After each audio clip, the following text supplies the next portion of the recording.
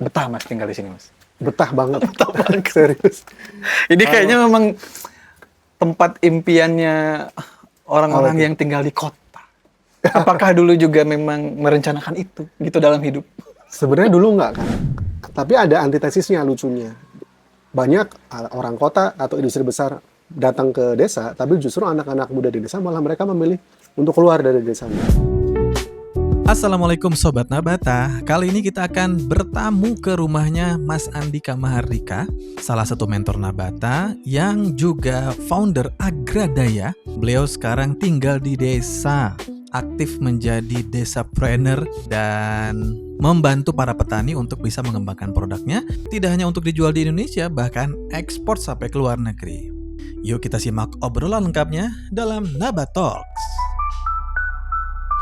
Menikmati sore. Tapi ini pengalaman pertama saya minum jamu Mas Andika, beneran asli ini mah. Serius? Asli. Kayaknya sayanya emang terlalu menghindari jamu karena di sini nih stigma saya apa di kayak di otak saya tuh jamu nggak enak gitu. Jadi mau itu kunyit, beras kencur, aku nggak berani. Jahe gitu? Kalau jahe masih masuk. Jelas masuk. Tapi kan yang terkenal di jamu-jamuan tuh kunyit sama apa beras kencur. Itu aku nggak minum. Tapi pas di sini disuguhin berani minum. Waduh, apa ini? Akhirnya. Jamu Sriwedari. Nama taman di Solo. Taman Sriwedari ada kan? Nah, ini beneran saya minumnya. Alhamdulillah. Kalau ini fun fact-nya produk ini itu nggak sengaja bikin. Karena base produk kita kan sebetulnya produk ring tuh. Oke. Jadi powder atau namanya slice dried atau yang udah dikemas tuh. Kami bikin ini gara-gara pas momentum COVID sebetulnya. COVID, kami kan kalau harga luaran tuh kunyit jahe itu kan udah digoreng tuh Kang Windan. Iya, Mungkin pernah tahu tuh. Normal lah ya, kunyit itu mentok paling mahal tuh cuma 5.000. Tapi pas COVID itu bisa sampai 20, hampir 50. Jahe normalnya 15.000 di zaman COVID, yang mentah nih maksudnya. Itu bisa sampai 100.000. Waduh. Nah, karena kami masih dapat harga yang tidak digoreng. Iya, benar. Udah, kita ambil banyak, terus kita bikin. Pas itu kami bagi-bagi, Kang Wildan. Oke. Jadi dibagi-bagi, karena kan pas itu dengar sebuah teori imunitas kolektif. Iya, Jadi benar. apa artinya dalam tanda kutip sehat sendirian, tapi ternyata teman-teman lingkungan tetangganya kalau sakit sama aja bakalan kena. Oh berarti memang harus kebentuk imunitas bareng-bareng. Nah pas itu ya udah kita bikin aja bagi-bagi di situ. Nah itu sering beberapa kali bisa tiap seminggu 2 kali gitu terus bagi-bagi. Nah ternyata orang-orang yang luar kampung sini minta boleh nggak dibeli gitu. Waduh. Akhirnya udah kami sampai sekarang. Sampai sekarang. Akhirnya produknya bertahan. Bertahan. Tapi lebih ke awalnya ini malah mau aku tutup karena nggak nyambung sebetulnya dengan produk yang existing kan. Tapi karena masih ada peminatnya dan terutama kalau lagi ada kunjungan-kunjungan, ada tamu, ada visit dari mana, nah mereka kan kalau yang powder mesti nyeduh dulu dan enaknya tuh anget, panas kalau yang powder. Nah ini tetap dipertahankan untuk special occasion. Gitu. Bener. Dan otentik jadinya. Kita berkunjung ke sini tuh langsung kayak memang semuanya nyambung gitu. Suguhannya nyambung gitu ya. Udah nggak nemu lagi kopi-kopi culture ya. Di sini juga. Oh, ada tapi ya. Jadi enggak maksudnya di Murakabi. Ini tuh awalnya ada yang ngasih ide gimana kalau ada kopinya. Tapi karena tadi benar kata Kang Wildan, kita pengen ngebentuk ekosistem di sini itu justru rempah banget. Jadi nggak boleh ada kopi justru. Supaya misalnya kalau di depan tuh kita bikin ada kunyit asam, terus namanya turmeric latte. Turmeric latte itu sebetulnya bridging kayak orang-orang Kang Wildan atau anak muda yang punya stigma terhadap kayaknya jamu tradisional pahit gitu. Nah lalu istriku bikin momennya itu gara-gara satu momen tahun 2017 pas itu istriku magang di Bali. Nah pas magang lucunya kami baru ketahuan pas baru nyampe di Bali ternyata isi hamil. Terus aku bilang, aduh kok jauh banget kamu hamil di sana. Dan aku soalnya di sini. Oh LDM. LDM mas itu. Jadi ya udah dia ada invitation magang, apply. Terus pas udah nyampe sana kok mules-mules dicek hamil ternyata. Nah pas itu aku bilang udah pulang aja deh di situ. Tapi nggak apa-apa lah orang masih muda. Maksudnya usia kandungannya masih muda, nah di sana 6 bulan. Nah karena tinggal di Bali, akhirnya aku yang sering bolak-balik ke sana nemenin cek kandungan. Nah yang kami menarik pas tinggal di Bali ternyata environment terhadap healthy lifestyle itu kan cukup tinggi ya. Nah, yang menarik itu ada beberapa pemain kopi yang kalau di kita kan kebanyakan nyampur kopinya pakai kopi misal merek-merek yang biru atau yang Greenfield atau Diamond segala macam. Nah, di sana justru makanya yang dari kopi dari santan. Jadi istilahnya namanya coconut milk. Ya sebenarnya santan. Iya. Atau pakai susu dari kacang apa tuh namanya? Kedelai. Cashew nut, bukan kacang mete. Oh, kacang Wah, itu mete. enak banget. Nah, pas itu kepikiran gimana kalau nyoba mix kunyit sama tadi susu tapi dari santan. Nah, kalau sekarang kan udah banyak ya. Kalau sekarang yang non dairy creamer yang misalnya opsi pakai mete atau pakai apa coconut milk. Tapi kalau dulu awalnya kan masih jarang. Iya. Nah, jadi pas itu gara-gara hamil anak pertama tuh istriku, karena aku sukanya ngopi banget, sementara wah apa ya kira-kira itu ketemulah namanya produk turmeric latte. Jadi nge-mix, jadi mirip cappuccino, cuman espressonya diganti kunyit, susunya masih sama. Oke. Jadi turmeric latte. Keren. Berarti Ah, betah Mas tinggal di sini, Mas. betah banget. Serius. Ini kayaknya memang tempat impiannya orang-orang yang tinggal di kota. Apakah dulu juga memang merencanakan itu gitu dalam hidup? Sebenarnya dulu nggak kan. Jadi kalau aku sama istriku itu punya apa mungkin alasan yang berbeda memilih pindah ke desa. Kalau istriku itu karena memang punya riwayat penyakit asma. Dia kelahirannya tuh anak apa di daerah Palmerah. Jadi tinggalnya atau kerjanya dulu sempat banyak di area Jaksel juga di situ. Nah, dari kecil dia suka asma, terus lama-lama makin ya tau lah polusi di Jakarta kayak apa. Jadi kalau dia bilang memungkinkan ada sebuah pekerjaan yang tidak harus di Jakarta, mungkin dia akan ke sana di situ. Nah, kalau dariku reasonnya adalah mungkin terdengar agak apa klasikal atau apa terlalu apa ya bahasanya, apa sih sesuatu yang mungkin terlalu biasa. Klise. Dengar terlalu klise. Tapi memang itu yang aku alamin dulu. Jadi singkat cerita, aku kan sempat kerja, aku lulusan teknik mesin, kemudian sempat kerja di Samsung. Ntar terserah mau di sensor atau enggak ya. Di bagian R&D, mechanical di daerah Cikarang, kawasan industri di sana.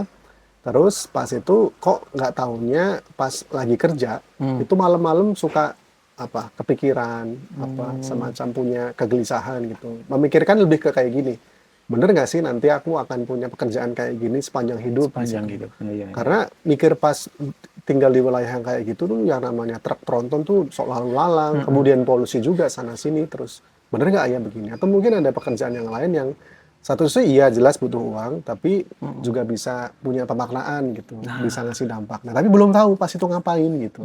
Sampai satu momen ada sahabatku, seniorku juga, yang sama-sama dari Undip, dia ternyata ikut dan sudah ikut program namanya Indonesia Mengajar. Terus dia jadi guru SD di namanya Kabupaten Fakfak. FAK ya tapi ya. FAK di Papua di Papua Barat. Jadi wah seru juga ya. Jadi dia sendiri kayak Kang Wildan, penyiar radio di Semarang. Dia sempat di Melda FM, terus macam-macam lah dia dulu. Nah, terus sempat kuliah sana-sini, terus ternyata kok tiba-tiba ikut ini gitu. Jadi sempat lost update tuh kami, Badan Pemrograman. Terus pas aku lihat postingan dia di Facebook pas itu, wah seru juga, aku tanya, gimana dong cara ikut itu? Nah, ternyata ya udah apply aja.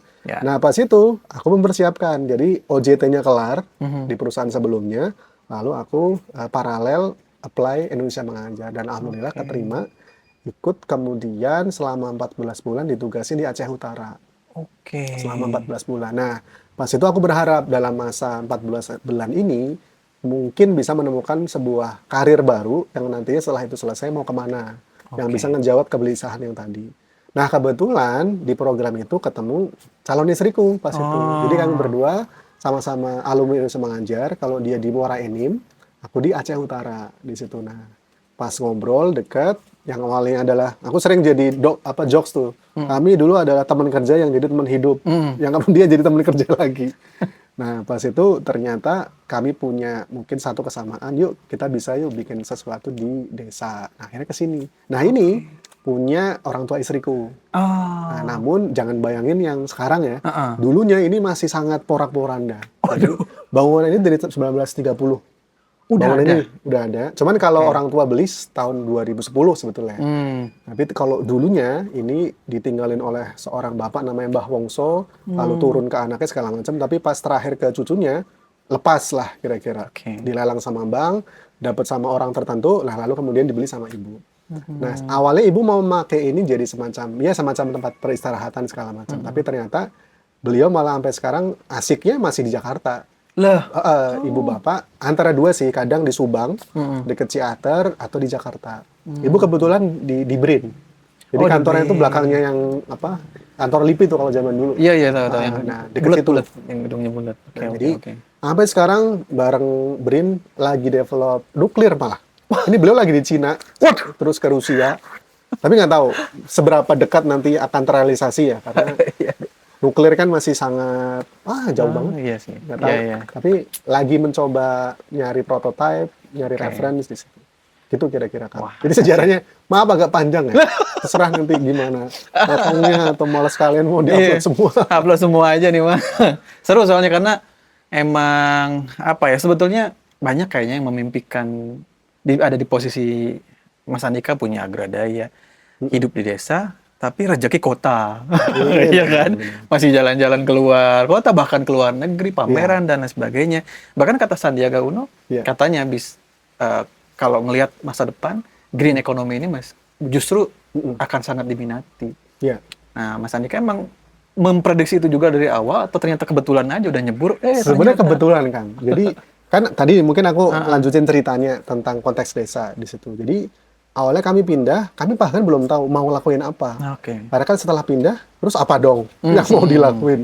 Jadi kami di tahap, mungkin bisa dibilang 2 tahun awal itu benar-benar fase eksplorasi. Jadi sempat nanam beras merah, gagal panen. Oke. Ngerjain ini itu, termasuk kombucha juga pernah ngerjain segala macam. Nah, momentum itu ternyata ada di tengah-tengah, keseimbangan antara ada market needs, kemudian ada capital, modal tetap, sama kemudian source of supply.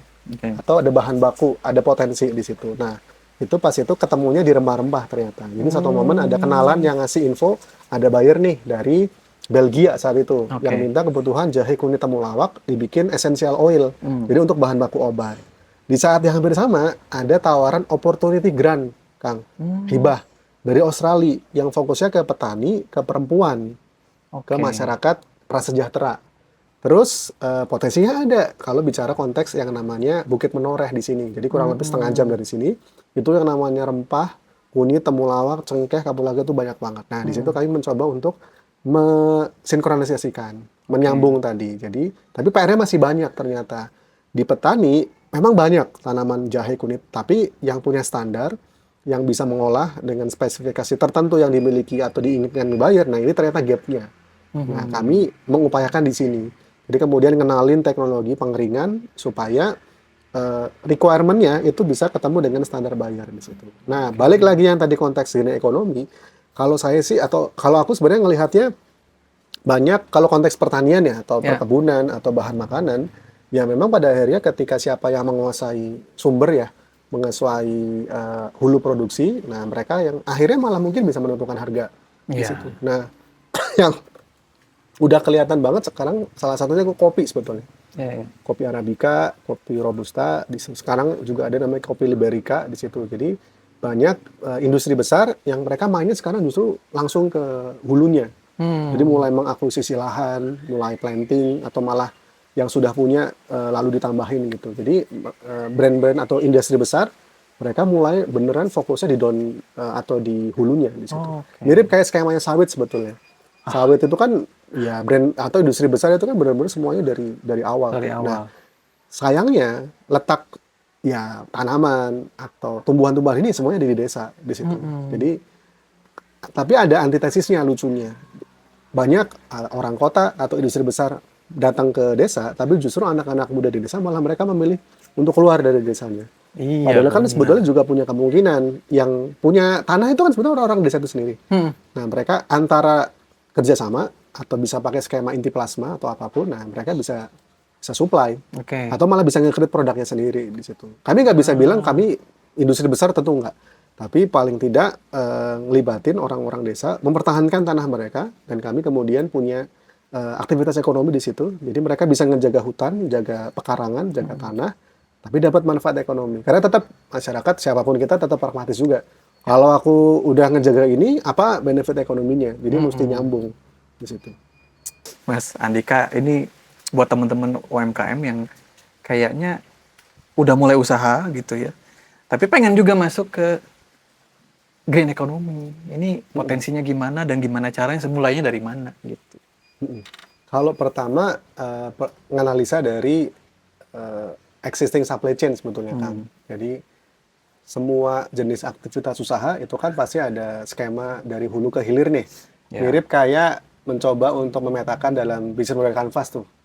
Nah kalau dalam konteks supply chain itu kan ada bagian namanya key partner, key activity, kemudian key partner, apalagi itu kan key resources. Nah kalau terkait green economy itu bisa kita yang paling utama adalah ngomongin resources sebetulnya salah satunya. Contohnya kalau dalam konteks kayak kami nih, produsen produk rempah-rempah kering atau herbal, itu kan butuh bahan baku atau resources tadi. Nah, ini bisa banget nyambung ke konteks green economy karena bagaimanapun kita bisa running produksinya, bisa kemudian sampai jualan, sampai ketemu dengan buyer kalau ada bahan baku di sini. Green economy bisa masuk dalam konteks satu aktivitas penanaman atau plantation ya, atau budidayanya secara natural, nggak harus organik sebetulnya. Organik karena sekarang tuh kesannya harus sertifikasi yang tentu memang mahal kalau memang harus punya sertifikatnya. Namun dengan pendekatan, bahkan orang kampung, orang Jawa punya juga misalnya namanya tumpang sari, atau mungkin ada pupuk kandang di situ pakai juga bisa. Itu satu dalam konteks supply. Nah, lalu kemudian kalau ada pertanyaan, kenapa nggak mending langsung dari tengkulak? Kan lebih gampang, nggak harus nanam, nggak harus ngurusin yang hijau-hijau. Nah, itu juga bisa sebetulnya. Nah, namun kalau kita bicara konteks tadi nih Kang, kalau bicara tentang ketika makin banyak nih pemain-pemain yang terkait dengan rempah-rempah makin banyak, bisa jadi nanti kita kehilangan supply juga. Atau tengkulak ini jadi rebutan. Jadi kalau memungkinkan, mulai dipetakan, dan kalau misalnya teman-teman udah mulai jalan nih bisnisnya, kan sudah bisa mulai dapat catatan. Paling tidak setahun 2 tahun terakhir, sebetulnya jahe saya itu kebutuhan bulanannya atau mungkin tahunannya berapa sih? Berapa ton gitu. Nah, itu kan ketemu angkanya, misal ketemu 100 kilo per bulan. Nah, di situ kita bisa mulai membuka peluang kemitraan sebetulnya Kang. Dengan kelompok-kelompok tani, Poktan atau KWT, kelompok wanita tani, atau bahkan ada namanya kelompok tani hutan atau hutan kemasyarakatan atau HKM. Karena mereka produsen-produsen tangan pertama. Kalau kita bicara tangan pertama, kita bisa ngomongin tentang kualitas sebetulnya. Kita bisa dalam tanda kutip nih, minta kalau dalam konteks saya ya, itu harus minimal yang panennya 10 bulan. Karena itu ngaruh ke namanya kadar zat aktif di suatu bahan. Di situ. Nah, jadi sebetulnya satu sisi ngomonginnya mungkin kesannya adalah ada skema pemberdayaan, keterlibatan petani. Tapi dalam konteks bisnis kita melakukan output produksi dengan standar tertentu, sebenarnya ke situ juga. Jadi saya selalu berharap apapun ya, kan kadang-kadang ada yang bilang green economy, lalu kemudian SDGs, lalu UMKM hijau lah sama juga. Nah, kesannya kan ini dalam tanda kutip jadi gimmick doang. Padahal kalau kita benar-benar melakukan itu, kita cukup bisa kok sebetulnya mengimplementasikan ini sambil itu juga ngaruh ke bisnis kita secara langsung. Di situ. Jadi kesannya pemberdayaan, yang tentu itu baik, tapi dalam hal yang lain sebetulnya kita mendapatkan bahan dengan kualitas yang kita bisa kontrol. Karena itu yang paling penting ya. Saya pernah dapat semacam petuah gitu, lakukan sesuatu yang kita bisa kontrol. Nah, tengkulak itu agak sulit kontrolnya karena dia kalau ditanya nih, Pak ini jahenya dari mana? Wah nggak tahu ini, bisa dari sini, bisa dari situ, dari sana. Karena kan dia ngumpulin dari banyak tempat. Tapi kalau kita bisa punya supplier yang dedicated, apalagi kelompok-kelompok tani. Nah lalu kalau ada pertanyaan lanjutan, gimana saya bisa dapat kontak kelompok tani? Mendekat ke antara dinas pertanian atau dinas kehutanan di kabupaten tempat atau provinsi tempat UKM teman-teman itu berada. Nah itu baru ngomongin bahan baku doang nih. Baru bahan baku doang. Di situ. Belum proses-proses yang lainnya ya. Kalau konteks lain mungkin yang sekarang lagi nge-hits ya. Nah, hits itu terkait renewable energy contohnya. Tentang source of supply dari electricity-nya misalkan. Kalau memungkinkan, kita mulai nggak usah convert atau berubah, tapi pelan-pelan ada yang menggunakan misal pakai solar panel, atau mungkin yang paling memungkinkan sekarang masih solar panel, karena kalau yang lain kayak angin atau mikrohidro itu investasinya gede banget. Nah, tapi kalau yang tadi solar panel, sama kita juga pakai ini Kang, pembakaran, pakai tungku. biomasa. Oke. Jadi bisa pakai kayu bakar atau sekam. Nah, jadi ada beberapa part dalam proses pengolahan, mana nih kira-kira yang bisa kita geser. Kesannya tadi nih, kita pro terhadap lingkungan hijau. Tapi sebetulnya, dalam konteks operasional, kita benar-benar reduce cost. Sebetulnya. Oke. Nah, Iya, gitu. iya. Jadi, ada yang sisi, oke nih green, ngikutin apa yang lagi nge-trend. Tapi satu sisi ya ini benar-benar mengaruh ke aktivitas usaha. Tapi artinya green economy ini ke depan menurut Mas Andika sebagai pelakunya gimana? Akan berpengaruh langsung atau secara langsung atau nggak langsung Oke. di semua konteks usaha sebetulnya. Karena harusnya semua aktivitas usaha harusnya akan menjadi green pada akhirnya. Pada akhirnya. Karena tadi kita bicara konteks climate, ini mungkin kesannya jauh banget. Tapi sebetulnya kalau sekarang nih ya, apalagi sekarang nih Kang Wildan sama saya di sini lagi lumayan panas karena memang pengaruh climate change. Climate change pengaruhnya tadi ujung-ujungnya adalah banyak diversitas, terutama wilayah hutan, wilayah lingkungan yang banyak beralih fungsi di situ. Jadi karena kenapa? Ya karena mungkin udah nggak punya nilai jual tanahnya, udah dijual aja ke sektor lain, berubah jadi perumahan, berubah mungkin jadi sawit atau apapun, Iya, benar. tidak dijaga oleh petani itu lagi di situ. Nah, jadi sebetulnya kita akan, kalau tidak menerapkan konsep green, ya kita akan kehilangan sumber atau kehilangan bahan baku. Kita mungkin nanti jatuhnya, kayak contohnya jahe atau kunyit, bisa jadi justru ngambil dari Thailand, Vietnam, atau China. Waduh. Yang mereka memang sudah concern ke arah situ. Di situ. Jadi negara lain itu cukup punya concern terhadap menjaga dari mana sih yang area hijau dijadikan sumber tanaman di sini. Kalau Kang Wildan mungkin ngikutin dunia perkopian, Ya. kopi di Vietnam sama Indonesia angka persentase hektar yang panen Indonesia, saya lupa angkanya persis, tapi jauh banget Kang. Jadi misalkan 1 hektar di Vietnam itu bisa dapat 10 ton, di Indonesia cuma kayak 5 atau 6 gitu.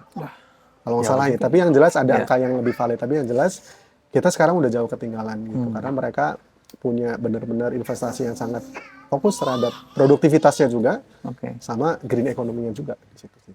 Oke, dan Sobat Nabata ini mentor kita di Nabata. Udah berapa kali training sama Nabata? Aduh, nggak kehitung sih Kang ya. Tapi mungkin udah setahunan ya. Ya, setahunan lah ya bareng Nabata, ngelihat atau langsung berhadapan dengan UMKM yang dibina sama di bawah Nabata ini. Mas Andika ngelihatnya kayak gimana nih potensi teman-teman? Ya, pertama kalau saya ketemu dengan teman-teman UKM, tentu UKM memang punya spektrum ya.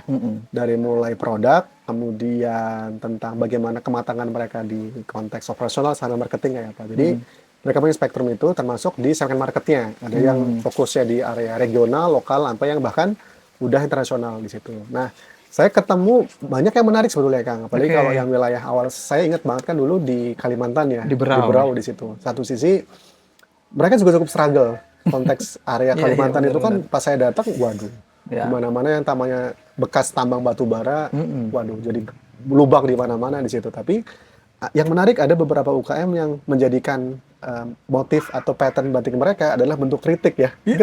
Bener. Bentuk kritik terhadap pemerintah di situ. Bener. Jadi satu sisi mereka create produk, tapi mereka create awareness juga tuh. Jadi wasalu juga karena jarang banget ketemu UKM yang punya. Karena jarang banget ya udah UKM biasanya kan jualan aja. Tapi mereka sempet loh untuk bikin sebuah kritik sosial. Menyampaikan keresahan lewat produknya. Bener itu. Terus ada yang menarik yang lain, misalkan konteks pesantren tuh. Karena pesantren itu kalau saya yang kemarin ketemu antara di Solo sama Purwokerto, resources mereka tuh sebenarnya gede banget. Pertama dari, gak usah ngomongin jauh-jauh. Dari pertama adalah murid-muridnya atau santri-santrinya itu udah ratusan atau bahkan ribuan. Jadi udah jadi captive market tuh sebetulnya. Artinya kalau misalkan pesantren bisa bikin lah minimal atau nanam padi sendiri, yang pertama jadi konsumen ya santri-santri itu gitu. Terus yang kedua, belum ngomongin resources dari tanah yang mereka punya. Kemudian orang tua tuh atau wali murid yang ada di situ. Jadi itu bisa jadinya tuh menjadi tadi source of supply juga di situ. Jadi potensinya besar sebetulnya, tinggal kemudian gimana bikin itu lebih optimal di situ. Kemudian yang ketiga, kalau yang saya amatin dari setahun ini ya, mulai dari Solo, kemudian Pekalongan, yang semuanya, yang menarik mereka semuanya itu punya willingness untuk belajarnya kuat banget di situ. Jadi meskipun ada yang sepuh usianya udah 50, 60-an, tapi kemauan mereka untuk tetap belajar itu masih sangat tinggi. Dan itu kalau sampai sekarang saya juga seperti itu.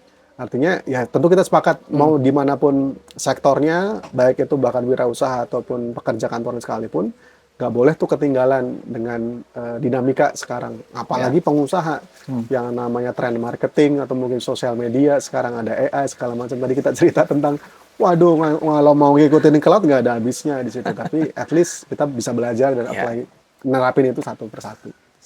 Oke, siap. Terakhir, Ya, lebih ke pemaknaan sebetulnya, karena gimana tuh? ada banyak pengusaha yang stres, Mas. Oh, In this economy gitu. Menjadi seorang pengusaha itu banyak tantangannya ya. Betul. Tantangan dari mana-mana, tekanannya. Dari kebijakan lah, dari apalah, segala macam. Mas Andika mungkin punya makna bahagia dalam hidup. Apa, Mas? makna bahagia dalam hidup. Iya, sebagai seorang Mas Andika sekarang ya. Iya, kalau makna bahagia yang apa ya, mungkin secara sederhana ingin aku sampaikan itu tentang, ya sebenarnya simpel aja sih, bahwa kita kan nggak tahu berapa lama nih umur kita hidup di dunia sama Allah nih dikasih kesempatan di situ. Tapi at least atau minimal dari apapun yang kita lakukan gitu, sebetulnya aku nggak bisa bilang bahwa sekarang tuh sukses, juga nggak, masih jauh banget di situ. Tapi sedang dalam perjalanan untuk menuju sukses gitu. Nah, sukses ini pun aku sendiri punya beberapa parameter atau indikator, dan salah satunya adalah tentang bagaimana bisa mengupayakan aktivitas usaha yang memiliki dampak baik. Jadi misalkan tadi bermitra dengan petani prasejahtera, kemudian nanamnya dengan cara yang baik, atau dalam konteks kalau kita bawa itu dalam hal yang sifatnya spiritual, ini menciptakan sebuah bentuk makanan yang thayyib sebenarnya, dengan pendekatan rahmatan lil alamin. Jadi memanusiakan mitra di situ. Kemudian produknya juga mengupayakan kebaikan, karena kan mudah-mudahan produk kunyit, jahe itu kan punya kandungan manfaat kesehatan. Jadi mudah-mudahan yang minum juga bisa sehat di situ. Jadi dari hal itu sih sebenarnya Kang, yang mudah-mudahan dari salah satu karir ya, kan pengusaha juga bagian dari karir, itu bisa ngasih dampak yang baik di situ. Terus yang kedua, makna bahagia mungkin kayak sekarang sih, kayak misalkan dalam hal tinggal di desa di situ. Aku sendiri pernah sama istriku pernah mencoba untuk merefleksikan. Ternyata Agredaya itu jadi kendaraan buat kami. Pertama, untuk bisa tinggal di desa. Kedua, untuk punya atau bisa ngebikin aktivitas keluarga yang bisa cukup ngasih pendidikan ke anak itu cukup ini Kang. Kalau sebuah tematik. Jadi anak-anak kami tuh, kan anak kami 3 nih, tapi ternyata menariknya anak kami juga bisa belajar di aktivitas usaha kami. Jadi kami juga sering ngajak mereka. Kalau ada rezekinya bisa ikut pameran keluar, kami ajak, atau bahkan pernah tahun lalu kami ajak mereka sebulan ke Bajawa. Pas ada pelatihan di petani kemiri yang ada di NTT. Wah. Di situ. Nah, jadi mereka bisa ngelihat langsung. Kalau aku sendiri melihat Indonesia yang cukup raya nih dalam tanda kutip dalam hal keanekaragaman bahasa, budaya, orang, suku segala macam, mungkin baru tahun pas usia 23, 24 pasti ikut Indonesia mengajar. Tapi aku ngelihat itu, kemudian pengen aku lebih cepat deliver ke anak-anak, terutama anakku yang pertama, karena dia yang lebih bisa mungkin lebih aware di situ. Jadi meskipun dia baru 8 tahun, dia bisa ketemu tuh sama anak-anak NTT yang bahasanya beda di situ, yang agamanya beda, jadi bisa ngenalin konsep toleransi juga. Jadi ternyata dari usaha bisa mengenalkan konteks pendidikan yang tematik. Terus karena juga tinggal di desa, akhirnya juga belajar tentang orang desa. Yang tentang, kalau di desa itu ternyata punya keseimbangan Kang, dalam hal, meskipun itu nggak ada teori atau bukunya ya, tapi ngalamin secara langsung. Bahwa mereka itu punya sebuah, dalam tanda kutip seperti sebuah kesepakatan. Ada beberapa aspek kan ada finansial, spiritual, sosial, dan ternyata aspek yang menjadi salah satu paling utama itu spiritual, kemudian sosial, kemudian baru ngomongin finansial itu justru di akhir di situ. Jadi spiritual dan sosial itu yang paling kebentuk nih di sini. Jadi misalkan kayak dari tahlilan atau ada beberapa ritual kayak kenduri, atau kayak beberapa hari yang lalu ada yang baru meninggal di sini. Kalau meninggal, nah itu kan satu kampung kami juga harus tutup di situ, karena itu part of penghormatan juga ke orang yang baru meninggal di sini. Jadi dan akhirnya harus, kalau mungkin aku tinggal di kota, ya udah itu kan agak jauh di sana, usaha mah jalan-jalan aja di situ. Tapi karena ternyata orang desa itu nggak melulu tentang uang, oh berarti mereka lebih menjaga sisi sosial dibanding spiritual, dibanding finansial doang. Nah di situ aku belajar benar-benar ternyata bahagia itu adalah sebuah keseimbangan tadi antara nilai spiritual, sosial, sama finansial.